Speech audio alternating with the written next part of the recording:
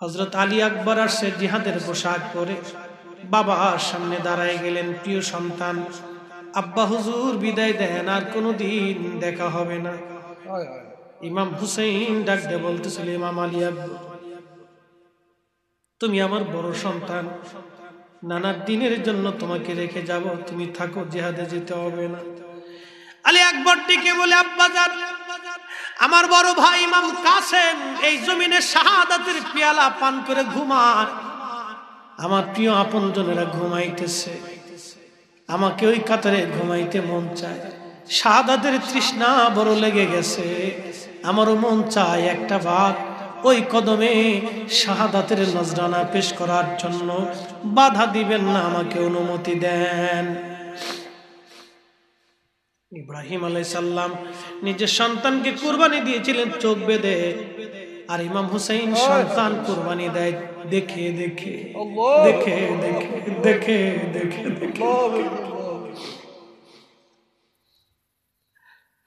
দেখে দেখে সন্তান কুরবানি দেয়। আলী আকবর জিহাদের ময়দানে প্রচন্ড যুদ্ধ করতে লাগলেন। পানির তৃষ্ণা লেগে গেল তার, দৌড়ায় এসে বলতেছিলেন, আব্বা জান, একটু পানির কি ব্যবস্থা করা যায়, আমার কলিজা একেবারে শুকায় গেছে। ইমাম হুসাইন চোখের পানি ছেড়ে দিয়ে বলতেছিল, আব্বা জান শোনো, আমরা যখন ছোট্টকালে নানার দরবারে ছিল, আমাদের বাড়িতে দারুণ অভাব ছিল, ঘরে খাবার থাকতো না। আব্বা হুজুর জিহাদের জন্য বহু বহু দূরে দূরে চলে যাইতেন, ঘরে খাবার থাকতো না, খাবার তৃষ্ণার অভাবে আমরা যখন কাতর হয়ে যাইতাম, আমার নানা রাহমাতুল আলামিন আমাদের কান্না শুনে দৌড়ে আসতো। খাবারের অভাবে যখন নানার কাছে অভিযোগ দিতাম, নানা জান জিহ্বা মোবারক বের করে আমাদের মুখের মধ্যে দিয়ে দিতেন। নানার জিহ্বা মোবারক চুষতে দেরি হইতো রে, আমাদের কলিজা ক্ষুধা নিবারণ হইতে দেরি হইতো না।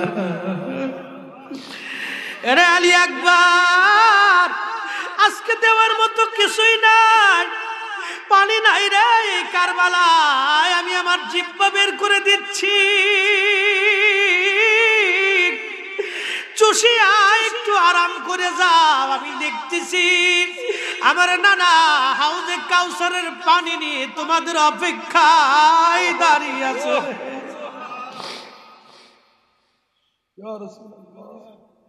হাউজে কাউসারের পানি নিয়ে আমার নানা রাহমাতুল আলামিন দাঁড়িয়ে আছে।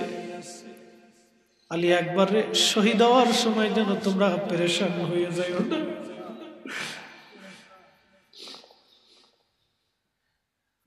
শাহাদাত বড় কঠিন। আলী আকবর শহীদ হয়ে গেল। ইমাম হুসাইন রাদিয়াল্লাহু আনহুর কোলে শাহর বানু ছোট্ট আলী আসগরকে নিয়ে আসছে। আলী আসগরকে নিয়ে বলতেছিলেন, হুজুর, পারস্য সাম্রাজ্যের নাতি ছিলাম আমি, যুদ্ধে পরাজিত হয়ে মদিনায় আমরা চলে এসেছিলাম। শেরে খুদা আলী বড় পছন্দ করে আপনার সঙ্গে আমার শাদী দিয়েছিল। আমাদের ঘরে একটা সন্তান আসছে, ছোট্ট আলী আসগর। আমার তো কিছুই নাই, আজকে 3 দিন আমার জিহ্বা পর্যন্ত শুকাই গেছে স্বামী। ছোট্ট বাচ্চার পানি পান করাইতে পারি না, আমার দুগ্ধ পান করাইতে পারি না গে স্বামী। ওদের আপনার সঙ্গে দুশ্মনী থাকতে পারে, কিন্তু আমার আসগরের সাথে তো কোনো দুশ্মনী নেই। ওকে একটু নিয়ে যা, দেখেন ওকে নিয়ে যে ওদের সামনে তুলে ধরে একটু পানির কথা বলে, মায়া লাগতেও পারে। ছোট্ট শিশু আলী আসগরকে কোলে নিয়ে ইমাম হুসাইন 22,000 ইয়াজিদি সৈন্যের সামনে দাঁড়ায়া বলতেছিলেন, হে ইয়াজিদের সৈন্যরা, তোমাদের দৃষ্টিতে আমি অপরাধী হতে পারি, তোমাদের দুশ্মন হতে পারি, কিন্তু আমার এই ছোট্ট আলী আসগর তো জীবনেও কোনোদিন তোমাদের সঙ্গে দুশ্মনী করে নাই। আমার ছোট্ট আলী আসগর তো তোমাদেরকে কষ্ট দেয় নাই। কোনদিন তোমাদেরকে ব্যথা দেয় নাই, তোমাদের কারো সাথে সে দুশ্মনী করে নাই। একটু পানি কি হবে, আমি আসগরকে নিয়ে আসছি, দেখো আজকে 3 দিন আমি বাবা হয়ে কে পানি দিতে পারি নাই, তোমরা কি একটু পানি দিবা আমার আসগরকে? যদি বিশ্বাস না করো তোমরা নিয়ে যে ফোরাত নদী থেকে আমার আসগরকে একটু পানি পান করায় দাও। ওদের মনে মায়া লাগে নাই, দূর থেকে বেঈমান ডাকায় বলে ইমাম হুসাইন অপেক্ষা করো, জনমের পানি পান করাইব। এই কথা বলে একটা তীর ছুঁড়ে মারলেন ইমাম হুসাইনের দিকে। তীর এসে ছোট্ট শিশু আলী আসগরের কলিজা বিদীর্ণ হলো। বাবার কোলের মধ্য সন্তানের শরীর থেকে ফিনকি মেরে মেরে রক্ত পড়তে লাগলো। সন্তানকে বুকে নিয়ে ইমাম হুসাইন আকাশের দিকে তাকায় কাঁদতেছিলেন আর বলতেছিলেন, আল্লাহ তুমি সাক্ষী থাকো, আমার এই সন্তান তো কোনো অপরাধ করে নাই আল্লাহ, ওরা তো নিষ্ঠুর,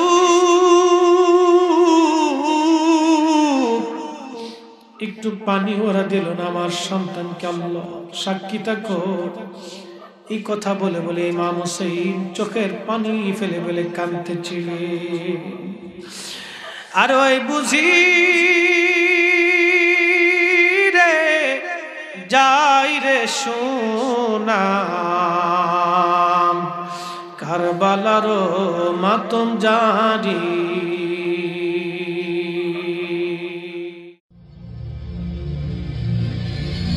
আরএসবিডি মিডিয়া। বাজান ঘটনা তো বড় অনেক বড় লম্বা। ইমাম হাসান রাদিয়াল্লাহু তাআলা আনহু শহীদ হয়ে গেলেন, তাকে বিষ প্রয়োগ করে শাহাদাত বরণ করানো হলো। অনেক বড় লম্বা ঘটনা। ইয়াজিদ মসনদে এসে গেল। ইয়াজিদ মসনদে আসার পরে চিঠি লিখলো মদিনার গভর্নর বরাবর। চিঠির মধ্যে লেখা ছিল, মদিনার গভর্নর যত তাড়াতাড়ি সম্ভব 4 জন ব্যক্তিকে তুমি আমার বায়াত গ্রহণ করাও। প্রথম নম্বরে হযরত ইমাম হুসাইন রাদিয়াল্লাহু আনহু, দ্বিতীয় নম্বরে আব্দুর রহমান ইবনে আবু বকর, তৃতীয় নম্বরে আব্দুল্লাহ ইবনে ওমর, চতুর্থ নম্বরে আব্দুল্লাহ ইবনে জুবাইর রিদওয়ানুল্লাহি তাআলা আলাইহিম আজমাইন। এই 4 জনকে আমার বায়াত করাও। বন্ধু আমার, আমি বিশুদ্ধ ইতিহাস থেকে বলবো, কারণ বিশ্ববিখ্যাত আইম্মায়ে ইকরাম কিতাব লিখেছেন। আল্লামা ইমাম আব্দুর রহমান জালালউদ্দিন সুয়ুতী রাহিমাহুল্লাহ আজ থেকে 550 বছর আগে একটা কিতাব লিখেছেন। কিতাবের নাম হলো তারিখুল খুলাফা। খলিফাদের ইতিহাস সম্পর্কে লিখেছেন আল্লামা ইমাম ইবনু কাসির রাহিমাহুল্লাহ। কিতাবের নাম আল বিদায়া ওয়ান নিহায়া। এই 2টি কিতাব থেকে আমি আপনাদের সামনে উপস্থাপন করব আশুরা শরীফের বিশুদ্ধ ঘটনাগুলি। সময় কম বিদায় লম্বা বলতে পারি না, সরাসরি ওয়াজে ঢুকে গেলাম, কারণ সময় কম, কথা অনেক বেশি, রাত গভীর হয়ে গেছে। শহাদায়ে কারবালার মাহফিলের আলোচনা শুনতে হলে হৃদয়টাকে নরম করে দেওয়া লাগে। হযরত ইমাম হুসাইন রাদিয়াল্লাহু আনহু চিঠিখানা যখন মদিনার গভর্নরের কাছে আসলো, গভর্নর হযরত আব্দুল্লাহ ইবনে ওমরকে ডাক দিলেন, যিনি হযরত ওমর রাদিয়াল্লাহু আনহুর ছেলে। আব্দুর রহমান ইবনে আবু বকর হযরত আবু বকর রাদিয়াল্লাহু আনহুর সন্তান। আব্দুল্লাহ ইবনে জুবাইর হযরত জুবাইর রাদিয়াল্লাহু আনহুর সন্তান। বাবাও সাহাবী, নিজেরাও সাহাবী। তলব করলেন হযরত আওলাদে রাসূল ইমাম হুসাইন রাদিয়াল্লাহু আনহুকে। বাবার নাম শেরে খুদা আলী, মায়ের নাম খাতুনে জান্নাত। পৃথিবীর সৃষ্টি লগ্ন থেকে আদম সফিউল্লাহ থেকে কিয়ামত পর্যন্ত যত নারী জাতি মানব জিন জাতির মধ্যে যত নারী জাতি জান্নাতে যাবে সব নারীদের যিনি সর্দারিনী সাইয়্যিদিনী খাতুনে জান্নাত ফাতিমাতুজ জাহরা রাদিয়াল্লাহু আনহা আওয়াজ তুলে বলা যাবে কি ইয়া রাসূলুল্লাহ। ওনার ছেলে ইমাম হুসাইন প্রিয় নবীজির সরাসরি রক্ত যার শরীরে প্রবাহিত, তাকে ডেকে নিয়ে যাওয়া হলো গভর্নর হাউসে। গভর্নর হাউসে নিয়ে যাওয়ার পরে যিনি গভর্নর ছিলেন তিনি ডেকে বললেন, হুজুর আপনি আওলাদে রাসূল, আমি জানি ইয়াজিদ থেকে চিঠি আসছে আপনাকে ইয়াজিদের বায়াত নেওয়ার জন্য, আমি অন্ধকারে ডেকে আনছি। বাজান ওই সময় মারওয়ান ছিল ওই গভর্নর হাউসের গোপনে দাঁড়িয়ে। ইচ্ছা ছিল যদি ইমাম হুসাইন এখন না বলে তাহলে ইমাম হুসাইনকে এই মুহূর্তে হত্যা করা হবে, ইয়াজিদের নির্দেশ। হযরত ইমাম হুসাইন বুঝতে পারলেন ষড়যন্ত্র বড় গভীর।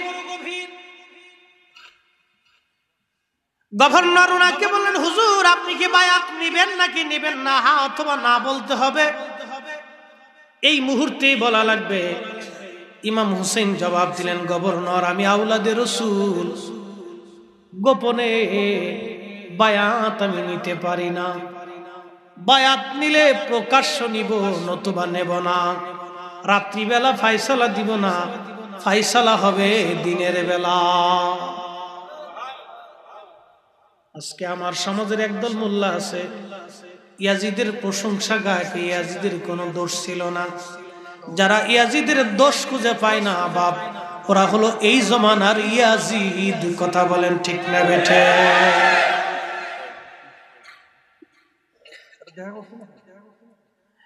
মুসলমানেরা ইয়াজিদের নামের আগে হযরত কয়, নামের পরে রাহমাতুল্লাহ আলাইহি কয়। ওরা কখনোই মানুষ হতে পারে না, মুসলমান হতে পারে না, ওরা মুনাফিক, ওরা মুনাফিক, ওরা মুনাফিক, ওরা মুনাফিক। আল্লাহ রাসূল বলেন, আল মারউ মা মান হাব্বা, যে যাকে ভালোবাসে মেহশরের মাঠে তার সঙ্গে তার হাসর নাসর হবে। আমরা আওলাদে রাসূলদেরকে ভালোবাসি, ওলিদেরকে ভালোবাসি, সাহাবায়ে কেরামকে ভালোবাসি, আহলে বাইতকে ভালোবাসি। মেহশরের কঠিন মাঠে তাদের সঙ্গে আমাদের হাসর নাসর হবে। যারা ইয়াজিদের প্রশংসা গায় ওদের হাসর নাসর ইয়াজিদের সাথেই হবে। করে বলেন ঠিক না বেঠে? তাহলে ওরা হক না নবীর কথা মিথ্যা। আকাশ ভেঙে যাবে, পৃথিবী পুড়ে যাবে, সাগর শুকিয়ে যাবে, আল্লাহ রাসূলের একটা বাক্য কখনো মিথ্যা হবে না। হযরত ইমাম হুসাইন রাদিয়াল্লাহু আনহু চিঠিখানা পড়ে চিন্তা করলেন, এখন তো মদিনার মধ্যে থাকা সম্ভব হবে না, চলে যেতে হবে এখান থেকে। মদিনায় যদি থাকি আমার জন্য নিরাপদ না, কারণ মদিনার ভিতরে ষড়যন্ত্র গভীর এসে গেছে। রাত্রিবেলা পরিবারের কাছে গেলেন, যাওয়ার পরে সবাইকে নিয়ে বললেন, চলো রাত্রিবেলায় মক্কার উদ্দেশ্যে বের হয়ে যাওয়া লাগবে। নবীজি রওজার পাশে হযরত ইমাম হুসাইন দাঁড়িয়ে দাঁড়িয়ে জিয়ারত শেষ করে নানার কাছে বিদায় আরজ করলেন। নানা যান, আমার মন চাইছিল গো আপনি নবীর কদম মোবারকে মদিনায় থেকে দ্বীনের খেদমত করে যাব। নানা যান বেঈমানের দলের আমাকে মদিনায় থাকতে দিল না, ষড়যন্ত্রের বড় আভাস। নানা জান এমন ষড়যন্ত্রের আভাস হচ্ছে, মনে হচ্ছে দুনিয়ার জিয়ারত আর কোনোদিন আমার নসিব হবে না গো নানা, বিদায় দিয়ে দেন গো নানা, দুনিয়ায় আর হয়তো জিয়ারতের সাক্ষাৎ হবে না, আপনার সঙ্গে নূরের জগতে পরপরে দেখা হবে। আওলাদে রাসূল বিদায় নিয়ে রওনা হয়ে গেলেন, মক্কাতুল মুকাররমায় চলে গেলেন। যখন মক্কাতুল মুকাররমায় গেলেন, যাওয়ার পরে মক্কায় নিরাপদ মনে করলেন। মক্কার মধ্যে দামি দামি সাহাবী হযরত আব্দুল্লাহ ইবনে আব্বাস রাদিয়াল্লাহু আনহু ছিলেন, আরো অনেক বড় বড় সাহাবীরা ছিলেন। পরামর্শ দিলেন, ইমাম হুসাইন আপনি মক্কা ছেড়ে কোথাও যাবেন না, মক্কাটা আপনার জন্য নিরাপদ। কিন্তু কুফা নগর থেকে বারবার চিঠি আসতে লাগলো, হুজুর কুফাতে আসেন, আমরা কুফার মানুষ জীবন দিয়ে আপনার কদম মোবারকের খেদমত করব, আমরা বায়াত গ্রহণ করব। ইমাম হুসাইন রাদিয়াল্লাহু আনহু চিন্তা করলেন, এত মানুষ আমাকে দাওয়াত করতেছে, যদি আমি না যাই মেশরের ময়দানে নানার কাছে আমি কি জবাব দিব? একটা দুইটা না, 40,000 চিঠি আসলো, 40,000 চিঠি আসার পরে ইমাম হুসাইন চিঠিগুলি নিয়ে হযরত আব্দুল্লাহ ইবনে আব্বাস রাদিয়াল্লাহু আনহুমার কাছে গেলেন। হযরত আব্দুল্লাহ ইবনে আব্বাস ছিলেন কুরআনের সবচেয়ে বড় মুফাসসির। পৃথিবীতে এত বড় মুফাসসির আর কোনোদিন আসবে না। কুরআনের ভাষা উনি ভালো বুঝতেন, আরবি ভাষার উপরে আলাদা আল্লাহ প্রদত্ত একটা দক্ষতা ওনার ছিল। চিঠিখানা নিয়ে ইমাম হুসাইন বললেন, নানা জান সম্পর্কে নানা হতেন, কারণ আব্দুল্লাহ ইবনে আব্বাস ছিলেন নবীজির চাচাতো ভাই। ডেকে বলেন, নানা জান আপনি তো আমার নানার কোরআনের সবচেয়ে বড় মুফাসসির, আরবি ভাষা আপনি ভালো জানেন। ভাইজান কুফা থেকে 40,000 চিঠি আসছে, চিঠিগুলি পড়ে দেখেন তো কেমন মনে হয় আপনার কাছে? ইবনে আব্বাস চিঠিগুলি পড়ে বললেন, হুসাইন চিঠিগুলি পড়ে দেখলাম চিঠি সুন্দর কিন্তু ভাষা সুন্দর না।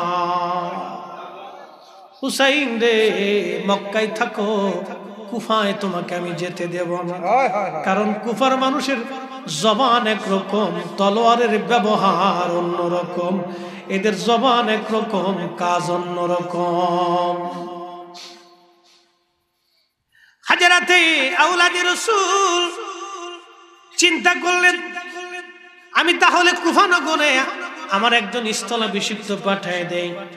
মুসলিম বিন আকিল রাদিয়াল্লাহু আনহু, হযরত আকিল রাদিয়াল্লাহু আনহুর ছেলে মুসলিম বিন আকিল রাদিয়াল্লাহু আনহুকে পাঠাইলেন, আকিল ইবনে আকিল রে, তুমি যাও কুফার অবস্থাগুলি দেখে আমাকে চিঠি দেওয়ার পরে আমি রওনা হয়ে যাব।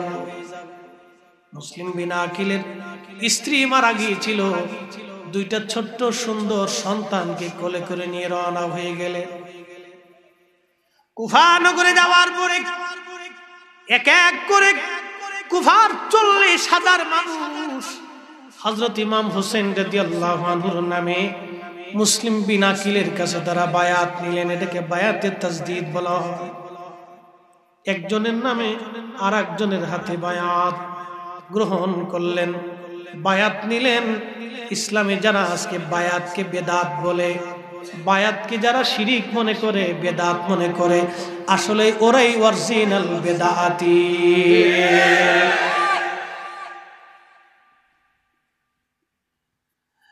সুন্নি মুসলমানেরা, মাইকের আওয়াজ যত দূর পর্যন্ত যায় খুবই মনোযোগ দিয়ে শুনবেন। হযরত আওলাদে রাসূল মুসলিম বিন আকিলকে পাঠানোর পরে 40,000 মানুষ বায়াত গ্রহণ করলেন।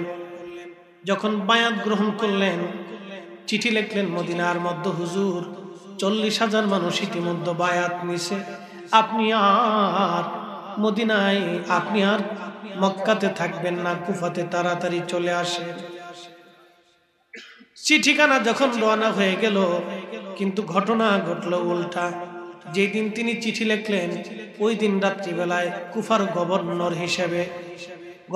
হিসেবে উবাইদুল্লাহ ইবনে জিয়াদকে সিরিয়া থেকে পাঠিয়ে দিল ইয়াজিদ।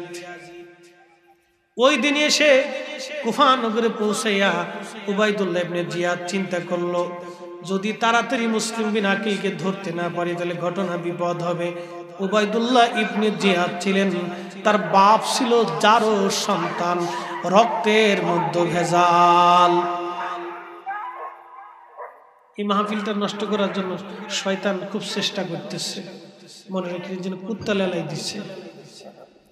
হিসাব কিন্তু খুব মারাত্মক।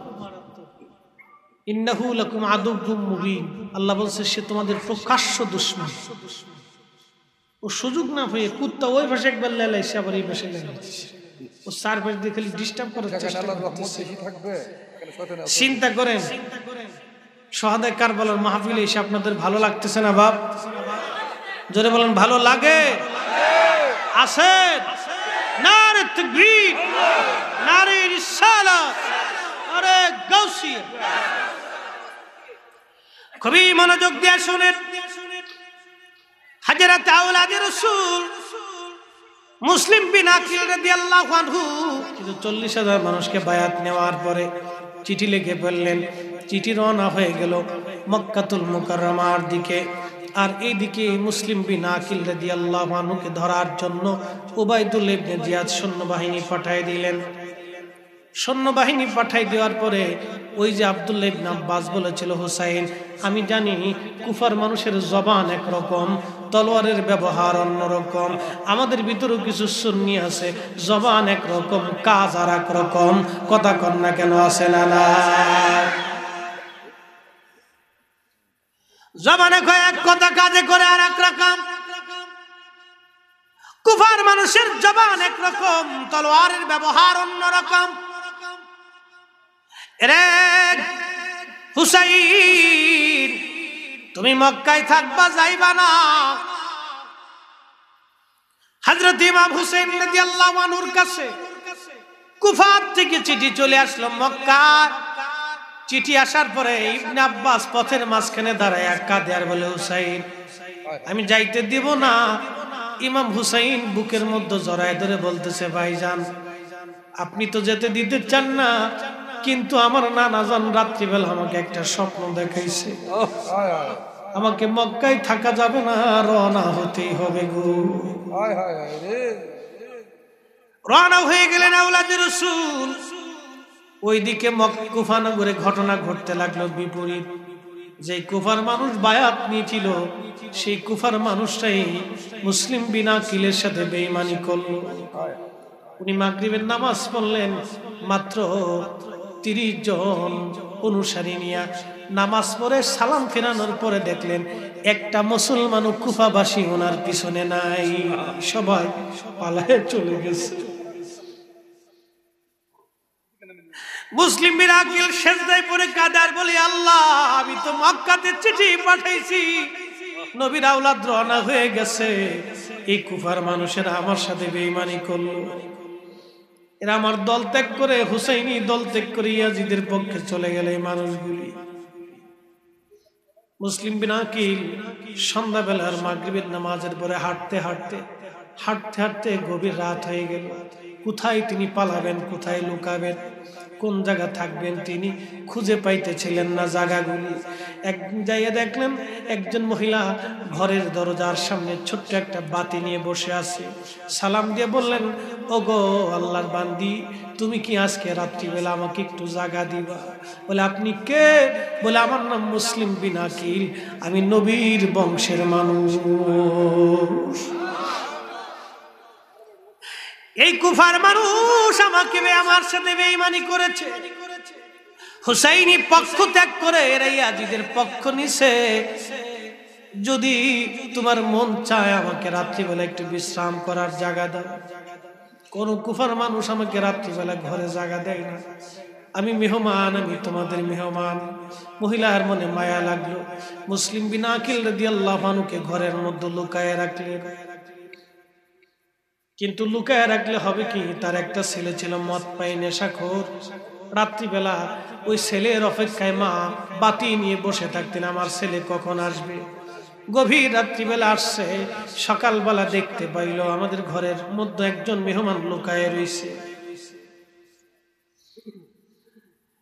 কে মেহমান? খবর নিয়ে জানতে পারল না মুসলিম বিন আকিল ইয়াজিদের সৈন্যদের কাছে যা খবর দিয়ে দিল, মুসলিম বিন আকিল আমাদের কাছে পালায় রয়েছে। বাপরে, মুসলিম বিন আকিলকে ধরে নিয়ে যাওয়া হলো।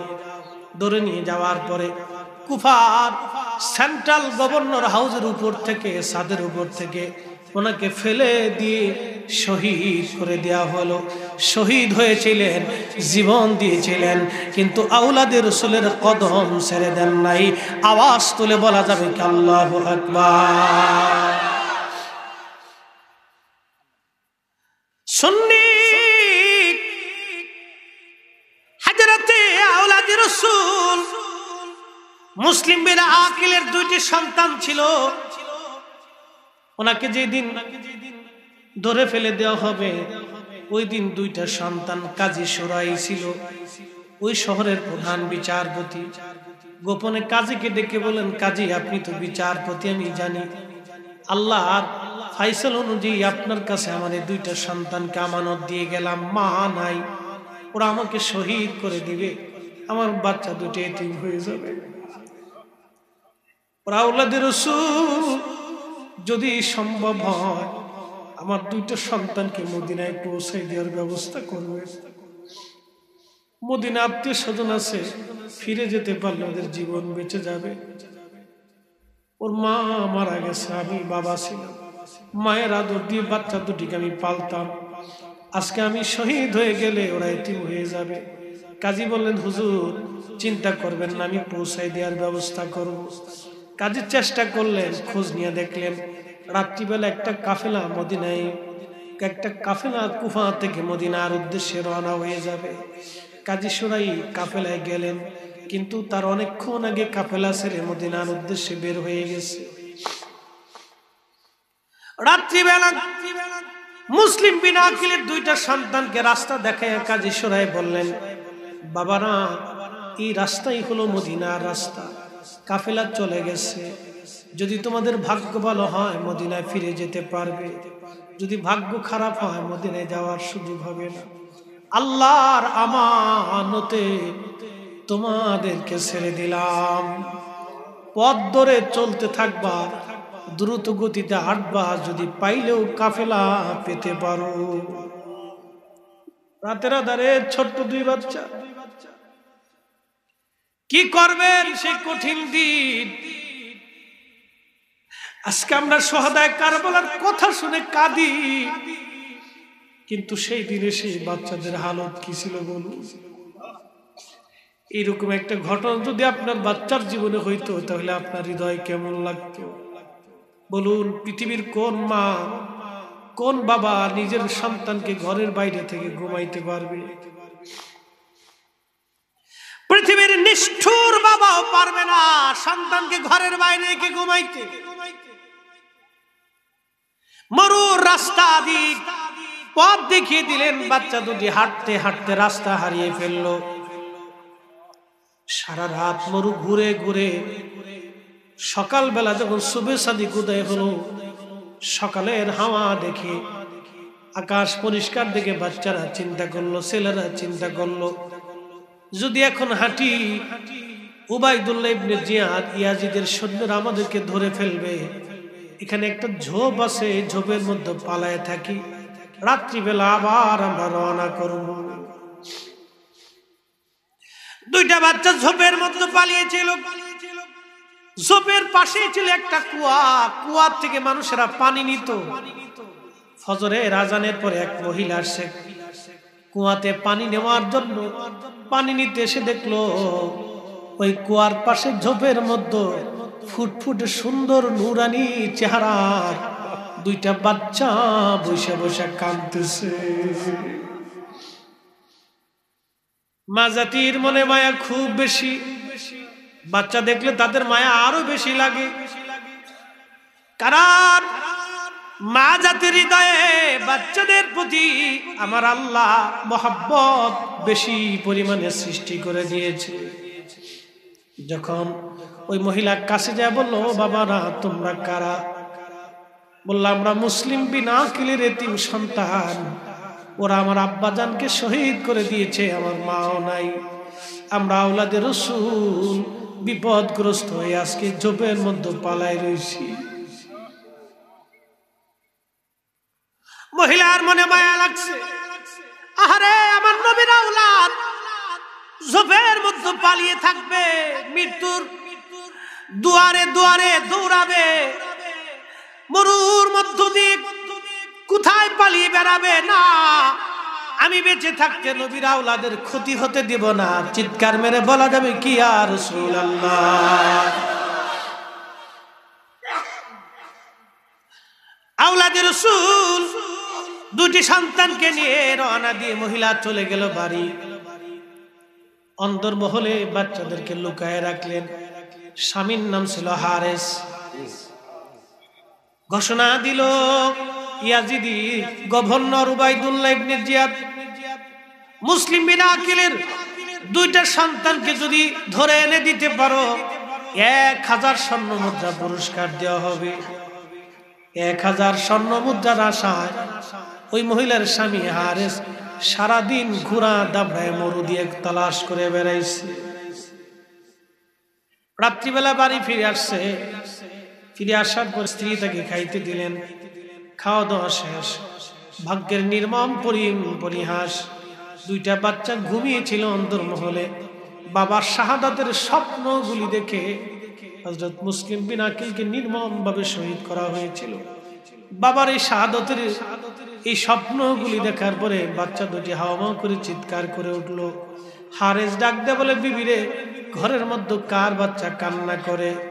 মহিলা বলতেছিল, স্বামী হে, পাশের বাড়ির বাচ্চা আমাদের ঘরে রেখে গেছে। তখন হারেস ডাক দেখে, না রে বিবি, বাচ্চাদের কান্নার আওয়াজে কুফার ঘিরান আসে না, মদিনার ঘিরান পাওয়া যায়।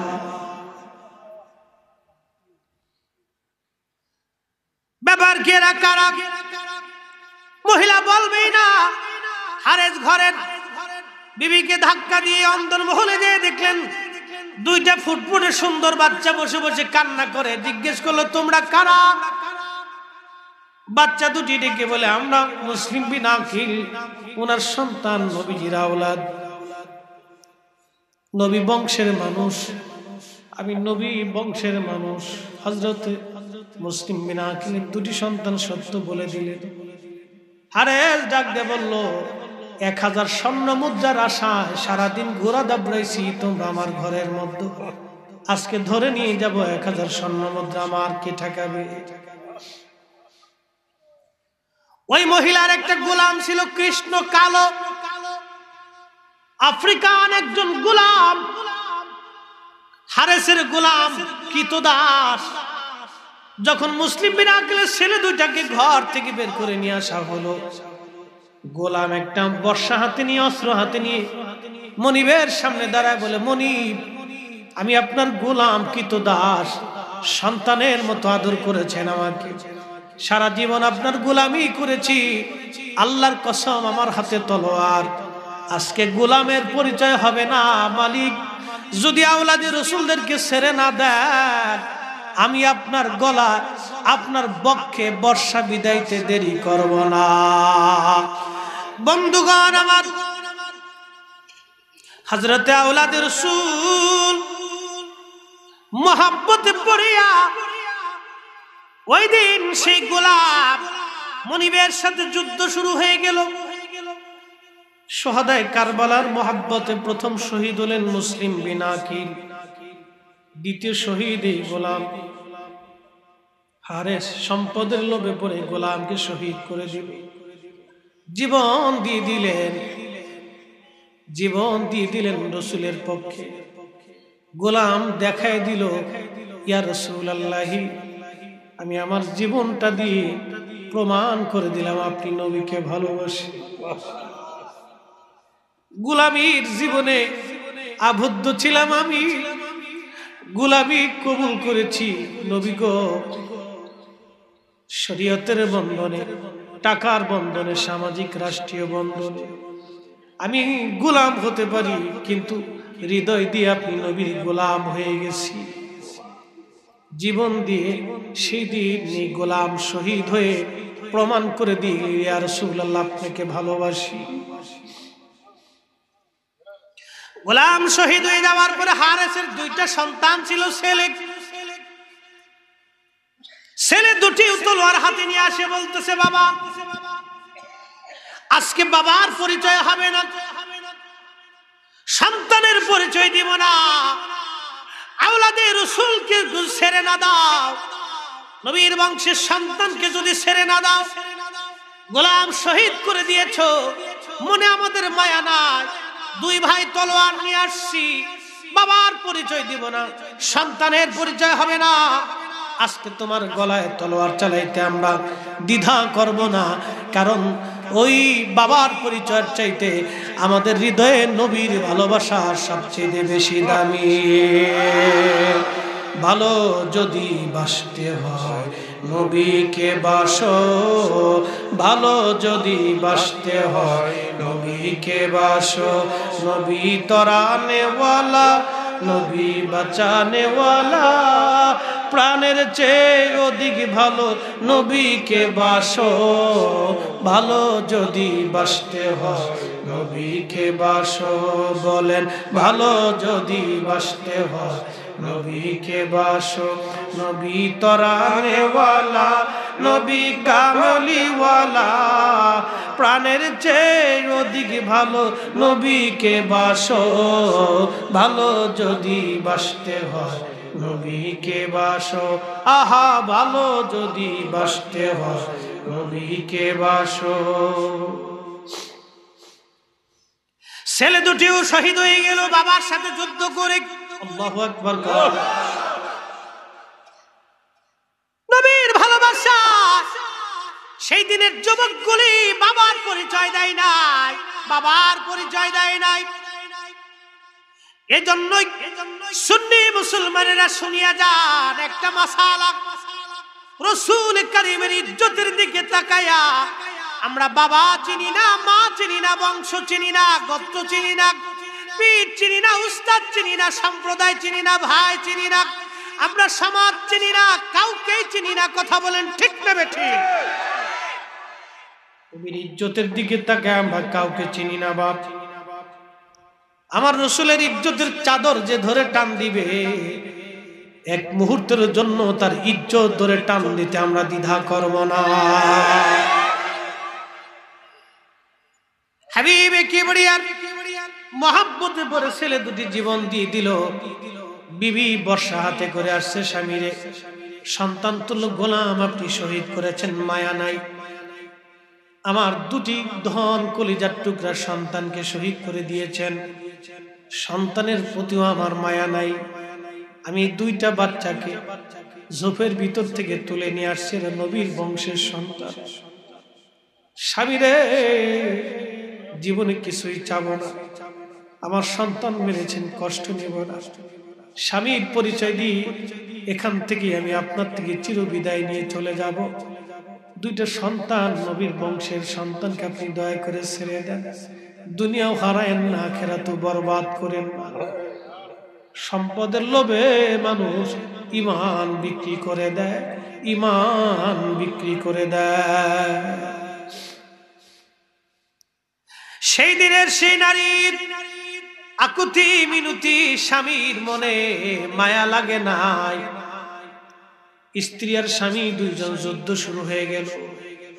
পৃথিবীর কোন বিবি পারবে আমার নবীর ভালোবাসায় স্বামীর সাথে যুদ্ধ করার জন্য? সেই দিন আওলাদে রাসূলের মহব্বতে কুফার ওই নারী স্বামীর সঙ্গে যুদ্ধ করে শহীদ হয়েছিল, জীবন দিয়ে প্রমাণ করে গেল, ইয়া রাসূলুল্লাহ আমি জীবন দিয়ে প্রমাণ করে গেলাম হুজুর, আমি নারী হয়েও আপনাকে জীবনের চাইতে বেশি ভালোবাসি, আমি জীবনের চাইতে বেশি ভালোবাসি। প্রিয় বন্ধুগণ, শহীদ হয়ে গেলেন এই নারী। হারিস দুইটা সন্তানকে শহীদ করে দিল। মাথা দুটি থলের মধ্যে ভরে নিয়ে গভর্নর হাউসে যাইয়া ওবায়দুল্লাহ ইবনে জিয়াদের সামনে দিয়ে বললেন, নাও তোমার আসামি আমি ধরে আনছি। বলে কে? মুসলিম বিন আকিলের ছেলে।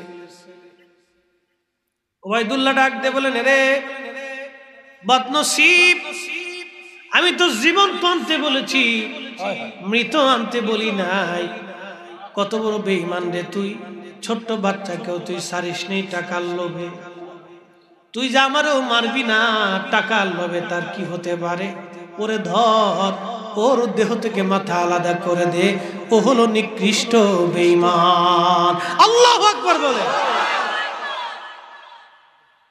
নবীর বিরুদ্ধে দাঁড়াইয়া ইহকালও হারাইছে, পরকালও হারাইছে,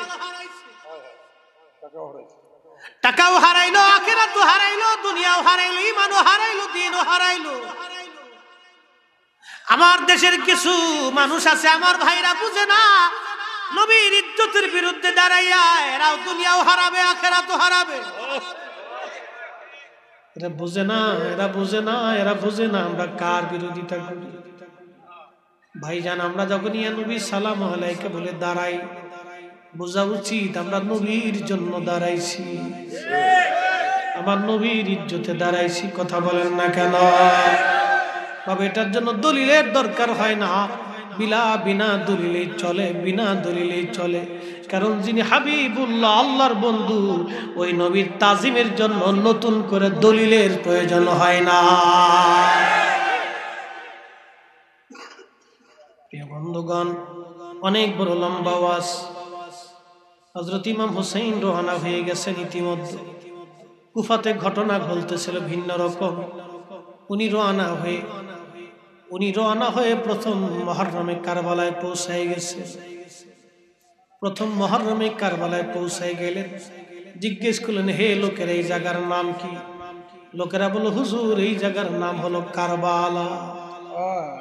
ওনার আর বুঝান বাকি নাই সেই জায়গাটা, যে জায়গার কথা আমার নানাজি 50 বছর আগে বলে গেছে। ডেকে বলে, সাথীরা রে, সময় বুঝি গনায় গেছে, তাবু গাড়ো। সময় বুঝি গনাইছে রে, তাবু গেড়ে ফেলো। তাবু গাড়া হলো, একাধারে 6 দিন পর্যন্ত এখানে অবস্থান হলো। ইয়াজিদের হাজার হাজার সৈন্যরা চারপাশ ঘিরে ফেলল। সপ্তম দিন ইয়াজিদের গভর্নর সৈন্যবাহিনী থেকে সেনাপতি আমর, 22,000 সৈন্যের সেনাপ্রধান সেনাপতি আমরের বাবার নাম হলো সাদ বিন আবি ওয়াক্কাস রাদিয়াল্লাহু তাআলা আনহু, যিনি দুনিয়ার জগৎ থেকে জান্নাতের সার্টিফিকেট পেয়েছিলেন।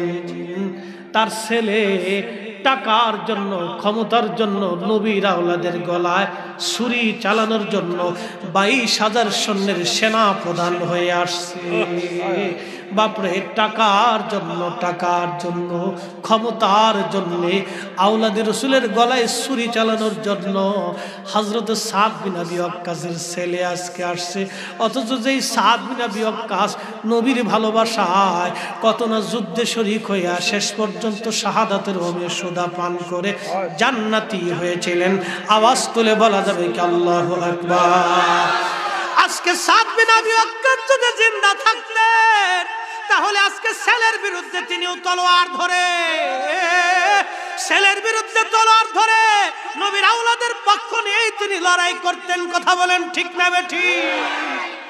ক্ষমতার জন্য জান্নাতের সুসংবাদ প্রাপ্ত সাহাবীর সন্তান আজকে আসছে। ইতিহাস বড় নির্মম। সেনাপতি আমর সংবাদ পাঠাইল, ইমাম হুসাইন যদি ইয়াজিদের বায়াত না নেন, ফোরাত নদীর পানি বন্ধ হবে। পানি বন্ধ করে দেয়া হলো। সপ্তম দিন থেকে পানি বন্ধ। সপ্তম দিন থেকে যখন পানি বন্ধ হয়ে গেল, পানি ছাড়া তো বা রান্না বান্নাও হয় না।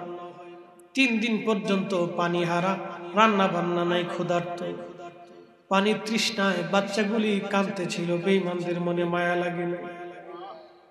অনেক চেষ্টা করলেন ইমাম হোসেন, বারবার পানি আনতে চেষ্টা করলেন। একই কথা, যদি বায়াত নাও তাহলে তোমাকে ছেড়ে দেওয়া হবে। আওলাদের রাসূলের একটাই কথা, আজকে যদি আমি বায়াত নেই, নানার উম্মত চিরতরে বেঈমানের কাছে মাথা নত করবে। আমি বেঈমানের কাছে মাথা নত করব না, আমার নানার উম্মত মাথা নত করবে না। কথা বলেন ঠিক না বেঠিক? মুসলমানের আরে মাইকের আওয়াজ যত দূর পর্যন্ত যায়, সেই দিন আওলাদের রাসূল যদি মাথা নত করতেন, আমাদেরও মাথা নত হয়ে যাইত। তিনি মাথা নত করেন নাই। একটাই জবাব, জীবন দিব কিন্তু বাতিলের কাছে মাথা নত হবে না। হক ওয়া জাহাকাল বাতিল ইন্নাল বাতিলা কানা যাহুকা।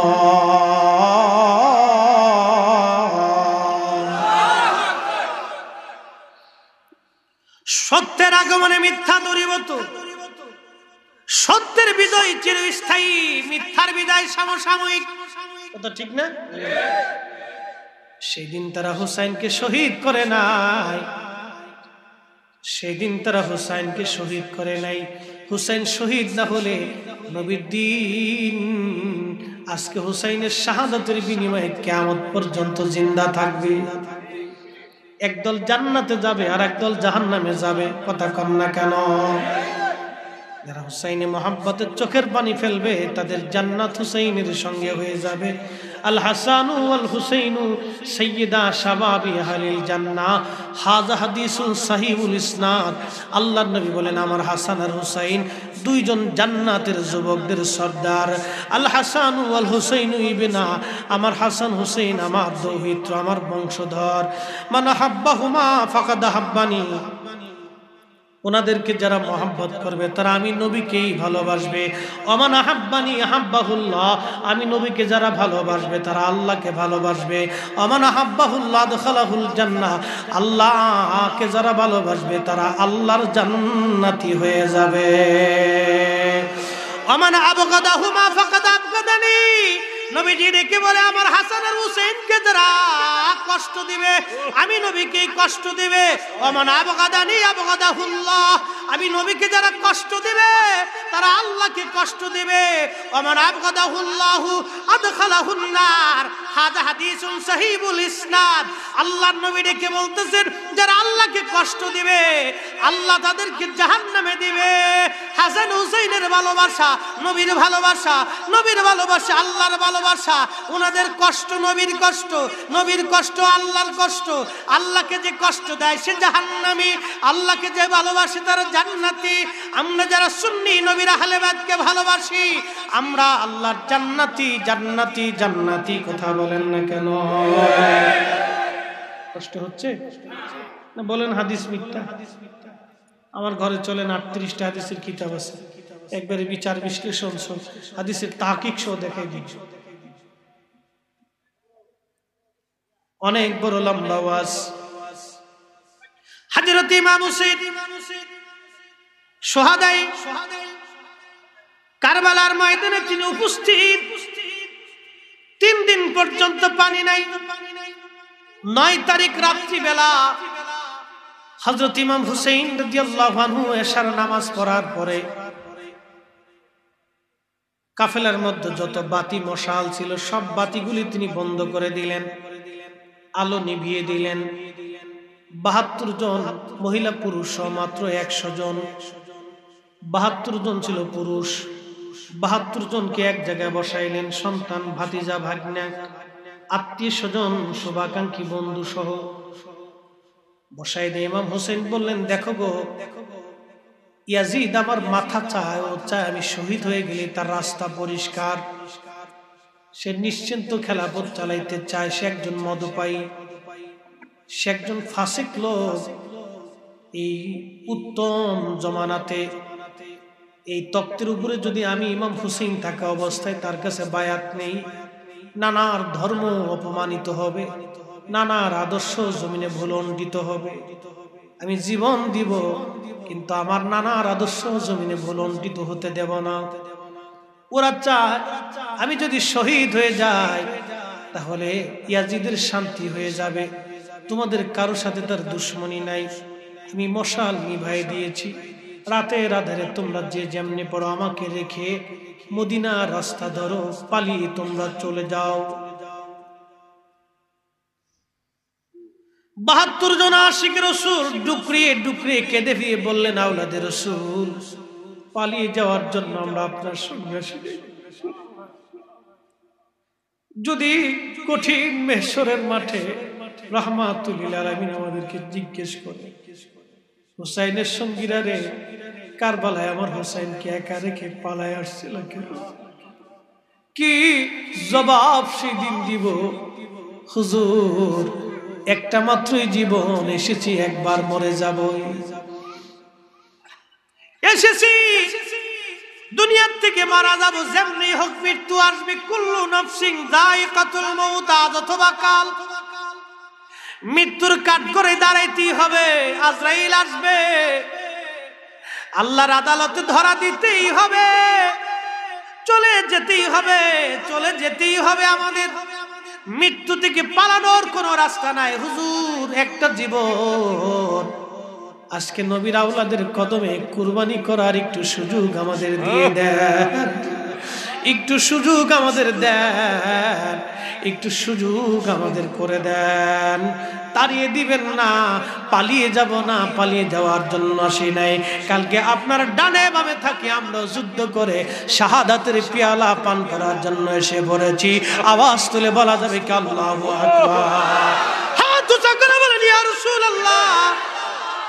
এ হুসাইনি সৈনিকেরা, আওলাদে রাসূলের মহব্বতে আহলে সুন্নাতুল জামাতের পক্ষে জিহাদের ময়দানে যাইতে হলে আমরাও জিহাদের ময়দানে যাওয়ার জন্য প্রস্তুত আছি না নাই?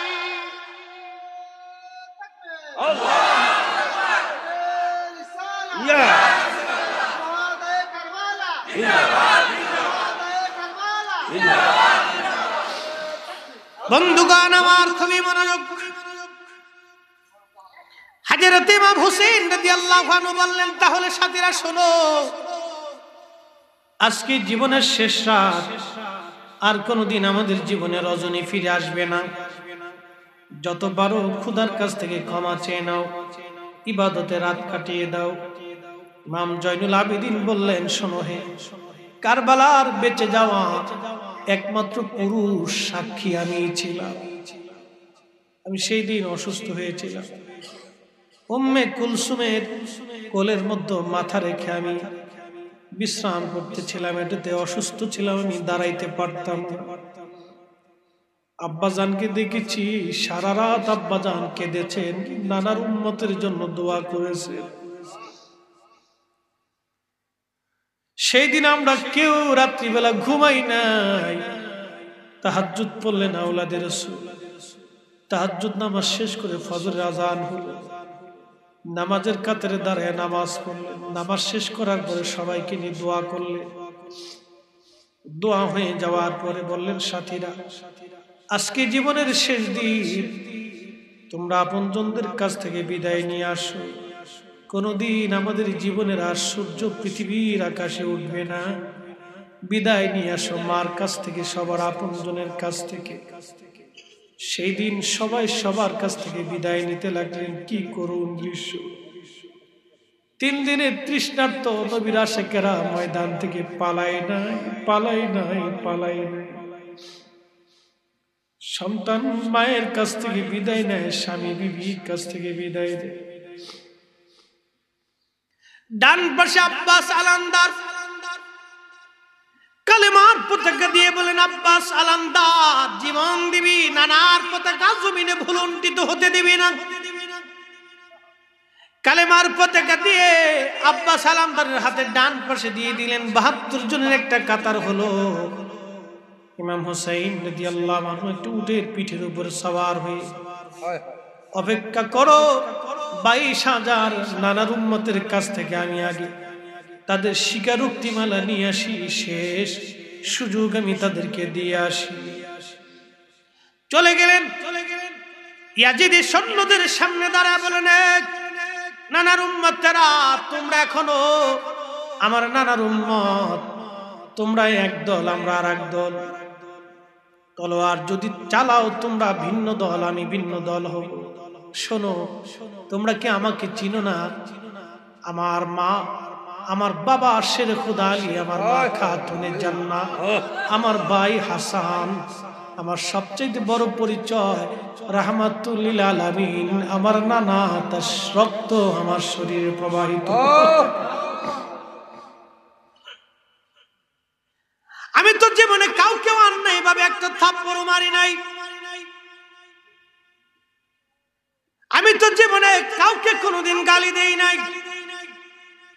আমি তো জীবনে কারো হক কোনোদিন নষ্ট করি নাই। আমি তো জীবনে কোনোদিন কোনো অন্যায় বিচার করি নাই। কেউ কি বলতে পারো আমি কোনোদিন রাসূল পাকের আদর্শের বাহিরে গিয়েছি, চরিত্রের বাহিরে গিয়েছি? বলো।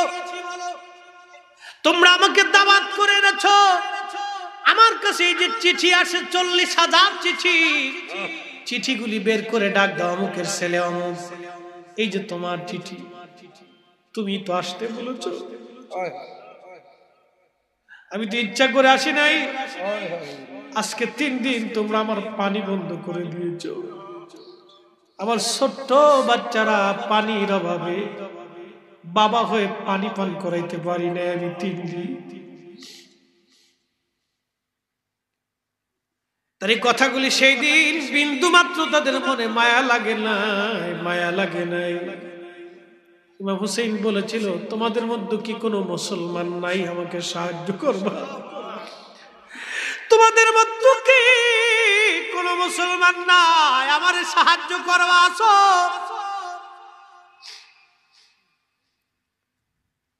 বাপ সেই দিন তাদের মনে মায়া লাগে নাই।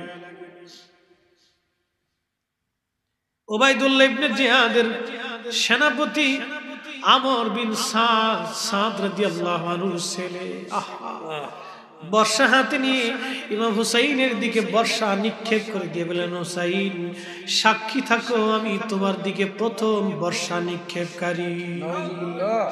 ইমাম হুসাইন বলেন, আমর সাক্ষী রইলাম, মেশরের মাঠে আমার নানার সামনে তুমিও দাঁড়াইবা, সেদিন আমিও দাঁড়াইব, সেই দিন বুঝা যাবে কে হক আর কে বাতিল।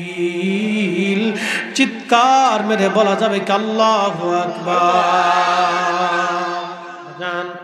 ইমাম হুসাইন ফিরে চলে আসলেন, সাথীদেরকে বলেন, সাথীরা রে, যুদ্ধ ছাড়া কোনো সমাধান হয়নি, শোনো তৈরি হয়ে যাও, আজকে আমাদের জীবনের শেষ দিন, আমাদের জীবনে আর কোনোদিন সূর্যোদয় হবে না, শাহাদাতের সময় ঘনিয়ে গেলে কষ্ট নেবে না, পানির জন্য যেন আর্তনাদ না নাও। জেনে রেখো আমার নানা রাহমাতুল লিল আলামিন হাউজে কাউসারের পানি নিয়ে তোমাদের অপেক্ষায় দাঁড়ায় রইছে। আল্লাহু আকবার করে বলেন না, চিৎকার মেরে বলা যাবে কি ইয়া রাসূলুল্লাহ?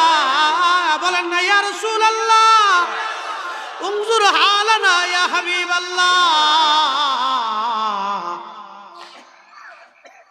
যুদ্ধ শুরু হয়ে গেল, বাপ প্রচন্ড যুদ্ধে 22,000 ইয়াজিদি সৈন্যরা কুত্তার মতো পালাইতেছিল ময়দান ছেড়ে। সেনাপতি আমর চিন্তা করলে এইভাবে যুদ্ধ হলে পারা যাবে না, মল্ল যুদ্ধ ডাকতে হবে। অনেক বাবা ওয়াজ কারবালার বিশদ বিরাট বর্ণনা, মল্ল যুদ্ধে ডেকে ডেকে ডেকে ডেকে এক একজন করে শহীদ হতে লাগবে। হযরত ইমাম কাসেম রাদিয়াল্লাহু আনহু সাকিনার সাথে বিয়ে হয়েছিল কয়েক মাস আগে, হাতের মধ্যে মেহেদির রং এখনো কাটে নাই। ইমাম হাসান রাদিয়াল্লাহু আনহুর বড় ছেলে, ইমাম হুসাইনের কন্যা হযরত সাকিনার সঙ্গে মাত্র শাদী হয়েছিল মাস খানিক আগে। বিবি ও মায়ের কাছ থেকে বিদায় নিলে যুদ্ধের পোশাক পরে চাচা হুজুরের সামনে দাঁড়ায় বলতেছিলেন, চাচা হুজুর বিদায় দেন, কোনোদিন আর দুনিয়াতে দেখা হবে না। ইমাম হুসাইন রাদিয়াল্লাহু আনহু চোখের পানি ফেলে ফেলে কাঁদতেছিল। ডেকে বললেন, রে কাসেম, আমার ভাইজান শহীদ হয়ে যাওয়ার পরে তোমার চেহারা দেখে আমি ভাইয়ের শোক ব্যথাগুলি আমি ভুলে থাকতাম। রে কাসেম, আমি অনুমতি দেব না, তুমি তোমার মার খেদমত করো, যাও। ইমাম কাসেম ডেকে বলে, চাচা হুজুর, ওরা আমার আব্বাজানকে শহীদ করেছে, আমার চোখের সামনে ওরা আপনাকে নির্মম ভাবে শহীদ করবে। এই দৃশ্য দেখার আগে আমি আগে শহীদ হতে চাই, শাহাদাতের নজরানা আমি ইমাম কাসেম আপনাকে আগে দিব। হুজুর আমাকে বাধা দিবেন না, একটা জীবন আপনার কদমে কুরবানি করার সুযোগ করে দেন, সুযোগ আমাকে করে দেন, সুযোগ করে দেন আমাকে। প্রচন্ড যুদ্ধে বহু বেঈমানকে জাহান্নামে পাঠাইয়া ইমাম কাসেম শহীদ হয়ে গেলেন। হযরত আলী আকবর আসছে জিহাদের পোশাক পরে, বাবার সামনে দাঁড়ায় গেলেন। প্রিয় সন্তান, আব্বা হুজুর বিদায় দেন, আর কোনোদিন দেখা হবে না। ইমাম হুসাইন ডাক দিয়ে বলতেছিল, ইমাম আলী আকবর, তুমি আমার বড় সন্তান, নানার দিনের জন্য তোমাকে রেখে যাব, তুমি থাকো, জিহাদে যেতে হবে না। আলী আকবর ডেকে বলে, আব্বা জান, আমার বড় ভাই ইমাম কাসেম এই জমিনে শাহাদাতের পেয়ালা পান করে ঘুমান, আমার প্রিয় আপনজনেরা ঘুমাইতেছে, আমাকে ওই কাতারে ঘুমাইতে মন চায়, শাহাদাতের তৃষ্ণা বড় লেগে গেছে, আমারও মন চায় একটা ভাগ ওই কদমে শাহাদাতের নজরানা পেশ করার জন্য, বাধা দিবেন না, আমাকে অনুমতি দেন। ইব্রাহিম আলাইহিস সালাম নিজের সন্তানকে কুরবানি দিয়েছিলেন চোখ বেঁধে, আর ইমাম হুসাইন সন্তান কুরবানি দেয় দেখে দেখে দেখে দেখে দেখে দেখে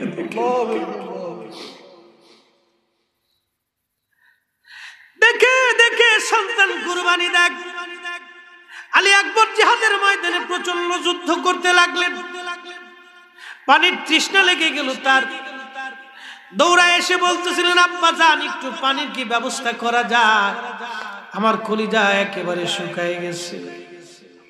ইমাম হুসাইন চোখের পানি ছেড়ে দিয়ে বলতেছিল, আব্বা জান শোনো, আমরা যখন ছোট্টকালে নানার দরবারে ছিল, আমাদের বাড়িতে দারুণ অভাব ছিল, ঘরে খাবার থাকতো না। আব্বা হুজুর জিহাদের জন্য বহু বহু দূরে দূরে চলে যাইতেন, ঘরে খাবার থাকতো না, খাবার তৃষ্ণার অভাবে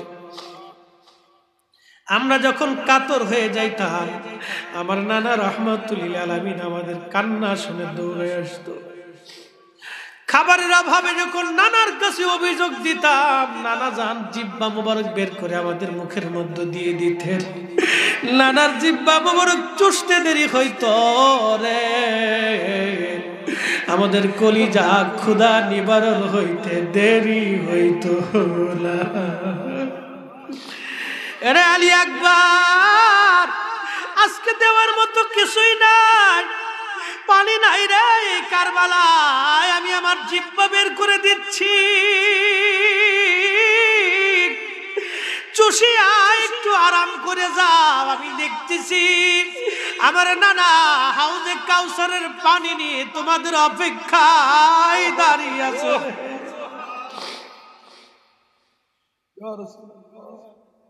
হাউজে কাউসারের পানি নিয়ে আমার নানা রাহমাতুল্লিল আলামিন দাঁড়িয়ে আছে।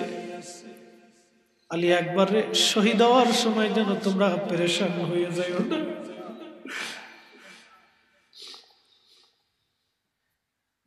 শাহাদাত বড় কঠিন। আলী আকবর শহীদ হয়ে গেল। ইমাম হুসাইন রাদিয়াল্লাহু আনহুর কোলে শাহর বানু ছোট্ট আলী আসগরকে নিয়ে আসছে। আলী আসগরকে নিয়ে বলতেছিলেন, হুজুর, পারস্য সাম্রাজ্যের নাতি ছিলাম আমি, যুদ্ধে পরাজিত হয়ে মদিনায় আমরা চলে এসেছিলাম। শেরে খুদা আলী বড় পছন্দ করে আপনার সঙ্গে আমার শাদী দিয়েছিল।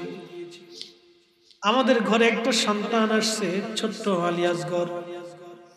আমার তো কিছুই নাই, আজকে 3 দিন আমার জিহ্বা পর্যন্ত শুকাই গেছে স্বামী।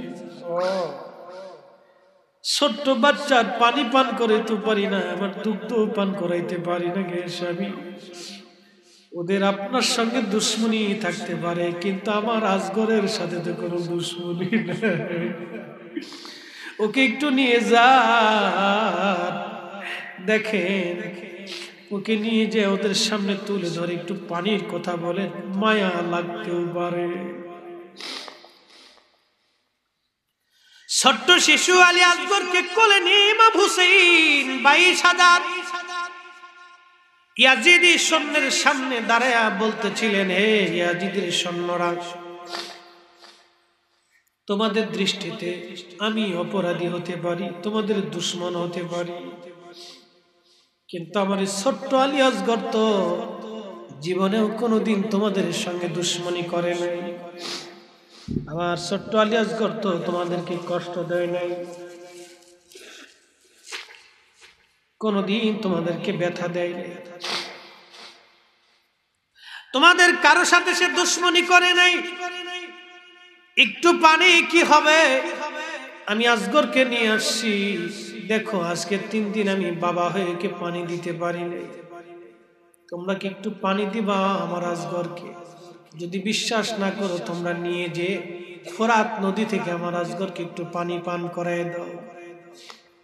ওদের মনে মায়া লাগে নাই, দূর থেকে বেঈমান ডাকায় বলে ইমাম হুসাইন অপেক্ষা করো, জনমের পানি পান করাইব। এই কথা বলে একটা তীর ছুঁড়ে মারলেন ইমাম হুসাইনের দিকে। তীর এসে ছোট্ট শিশু আলী আসগরের কলিজা বিদীর্ণ হলো। বাবার কোলের মধ্যে সন্তানের শরীর থেকে ফিনকি মেরে মেরে রক্ত পড়তে লাগলো। সন্তানকে বুকে নিয়ে ইমাম হুসাইন আকাশের দিকে তাকায় কাঁদতেছিলেন আর বলতেছিলেন, আল্লাহ তুমি সাক্ষী থাকো, আমার এই সন্তান তো কোনো অপরাধ করে নাই। আল্লাহ ওরা তো নিষ্ঠুর,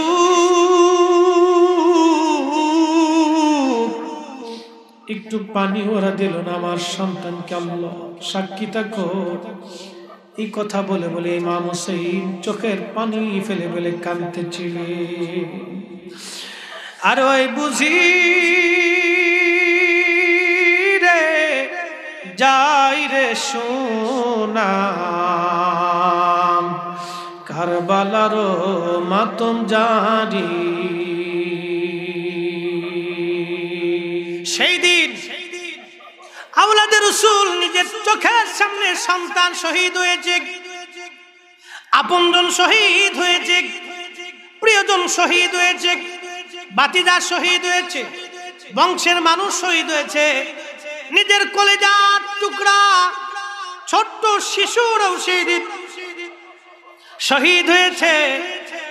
এই আওলাদে রাসূলদের পক্ষ থেকে আমাদের শিক্ষা হলো, ইমাম হুসাইন সেদিন প্রমাণ করে দিয়ে গেল, নানার উম্মত শোনো, জীবনের সব কিছু দিয়ে দিবা, কিন্তু ঈমান বাতিলের কাছে মাথা নত করা যাবে না। ঠিক কিনা বলে রে মুসলমানেরা? আল্লাহ বলেন, ওয়ালা তাকুলু লিমান ইউকতালু ফি সাবিলিল্লাহি আমওয়াত। তোমরা বলিও না মরা, আমি আল্লাহ রাস্তায় যারা জীবন দেয় তাদেরকে মরা বলে মনে করিও না, বাল আহইয়াউ ওয়ালাকিন লা তাশউরুন, বরং তাদেরকে তোমরা জিন্দা মনে করো, তোমরা সেটা অনুধাবন করো না। আল্লাহ বলেন, আল্লাহর পথে যারা শহীদ হয়ে যায় তারা জিন্দা জিন্দা। তাহলে আপনারা বলেন, আল্লাহর ওলিরা শহীদরা জিন্দা আছে না? না, ঠিক আমাদের কথা না, আল্লাহর কালাম।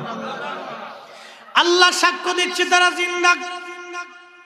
এরপরে আল্লাহ বলতেছেন, ওয়ালা নাবলুওয়ান্নাকুম বিশাইইন মিনাল খাউফি ওয়াল জু'i ওয়া নাকসিম মিনাল আমওয়ালি ওয়াল আনফুসি ওয়াস সামারাত।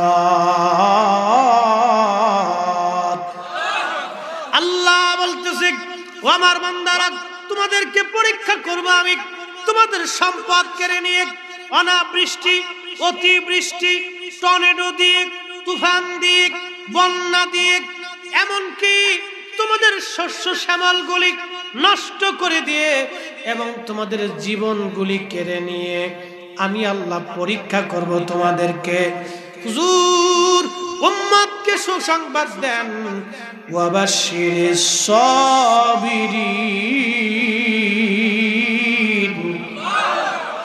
এই কঠিন সময়ে যারা আমি আল্লাহর উপর সবর করে, আমি আল্লাহ তাদের জন্য উত্তম উত্তম সুসংবাদ রেখেছি। সেই সুসংবাদের নাম হলো জান্নাত জান্নাত জান্নাত জান্নাত। তাহলে এবার আওলাদে রাসূল ইমাম হুসাইন সেই দিন সন্তান দিয়ে, জীবন দিয়ে, মাল দিয়ে, সব কিছু দিয়ে প্রমাণ করে দিয়ে গেছেন আল্লাহর এই কোরআনের বিধান মোতাবেক তিনি তেনার নিজের জীবন কুরবানি করে দিয়ে প্রমাণ করে দিয়ে গেছেন তিনি সবরকারী, তিনি জান্নাতের অধিকারী, তিনি যুবকদের সর্দার, তিনি জান্নাতের অধিকারী। তাকে ভালোবাসলে তার সঙ্গে জান্নাতে যাওয়ার সুযোগ আছে, নতুবা বেঈমান ইয়াজিদের সঙ্গে আমাদের জাহান্নাম হয়ে যাবে। কথা বলেন ঠিক না বেঠে? ও দেশে, আমাদের দেশে তো ইয়াজিদের অনুসারী বহুত আছে, এরা ইয়াজিদের খুব প্রশংসা করে। বাংলাদেশের এই যে মসজিদগুলি আছে, হাজার হাজার মসজিদ, লক্ষ লক্ষ মসজিদ, ঢাকা শহরে বহু মসজিদে ইয়াজিদের প্রশংসা। এবার কি বুঝলেন আপনারা? ইমামু জেতা, মুসল্লিও সেতা। কি কথা ঠিক না? ইমামু বেঈমান, মুসল্লিও। কারণ যে মুসল্লি আহলে বায়াতের মহব্বতে মুহররমের সময় ইয়াজিদের প্রশংসা শোনার পরও প্রতিবাদ করতে জানে না, ও কিসের মুসলমান? ছাতা। এ মুসলমান জমিনে থাকলে কি আর না থাকলে কি? কথা বলেন ঠিক না? ও টুপি মাথায় দিলেই কি আর না মাথায় দিলেই? ও পাঞ্জাবি গায়ে দিলেই কি? কোরআন পড়লে কি আর না পড়লে কি? যেই মুসল্লির সামনে ইয়াজিদের প্রশংসা হয়, যেই আল্লাহর হাবিবের জন্য মসজিদ পেয়েছি, আযান পেয়েছি, ঈমান পেয়েছি, কালেমা পেয়েছি, দ্বীন পেয়েছি, মিম্বার পেয়েছি, খোদার ঘরে খোদার হাবিবের আওলাদের বিরুদ্ধে, আল্লাহ আওলাদ রাসূলের দুশমনের পক্ষে মুহররম মাসে যেই খোদার মিম্বরে দাঁড়িয়ে, খোদার ঘরের মিম্বরে দাঁড়িয়ে আজিদের প্রশংসা করা হয়, ওই মসজিদের মুসল্লিরা যারা প্রতিবাদ করতে না শিখেছে, বোঝা গেল ইমাম ও বেঈমান, মুসল্লি ও বেঈমান। নামাজ পড়ে হবে কি, আযান দিয়ে হবে কি, কালেমা পড়ে হবে কি? কথা বলেন ঠিক না? কিন্তু আল্লাহু আকবার ওয়ালিল্লাহিল হামদু বিসমিল্লাহির রাহমানির রাহিম।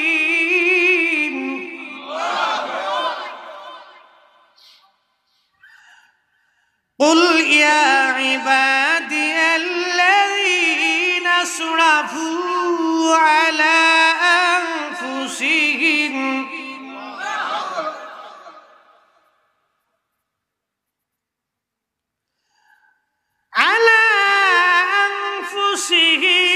লা তাকনাতু মির রাহমাতিল্লাহ।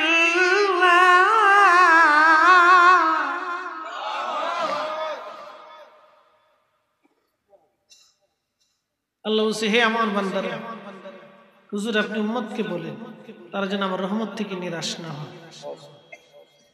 তারা নিজেদের নফসের সাথে যত জুলুমি করুক, যত গুনাহ করুক, আমি আল্লাহর রহমত থেকে যেন নিরাশ না হয়।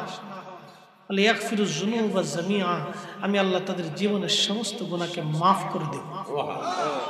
একসাথে জোরে বলি তো সুবহানাল্লাহ।